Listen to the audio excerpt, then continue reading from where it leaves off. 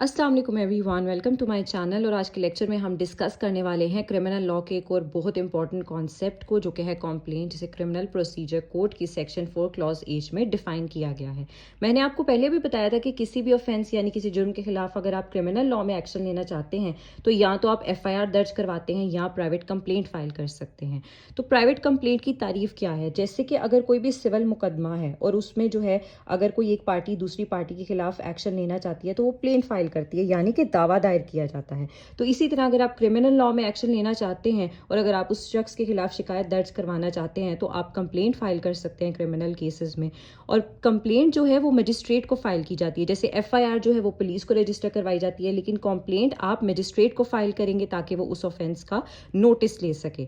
अब complaint file करने के लिए रिक्वायरमेंट्स यानी ऐसी क्या ज़रूरी एसेंशियल्स, ऐसी ज़रूरी चीज़ें हैं, तो उससे हम डिस्कस करते हैं। तो सबसे पहले मैंने आपको जैसे पहले भी बताया कि ये मजिस्ट्रेट को फाइल की जाती है।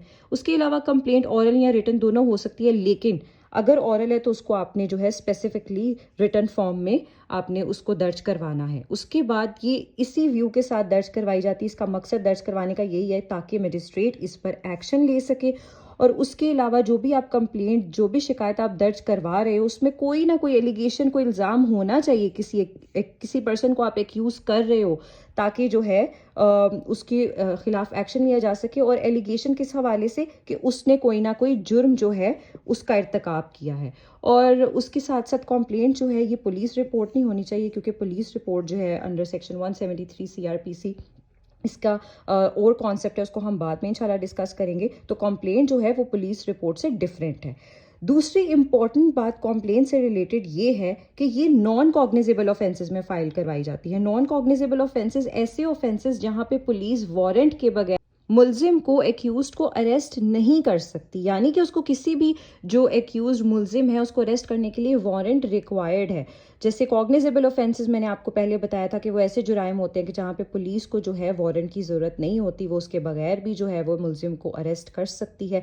तो इनकी डिटेल्स के कॉग्निजेबल ऑफेंसेस या नॉन कॉग्निजेबल ऑफेंसेस कौन से होते हैं, ये हमारे पास जो है स्केड्यूल 2 के कॉलम 3 में क्रिमिनल प्रोसीजर कोड में गिवन है, तो ये चीज़ हम वहाँ से देख सकते हैं।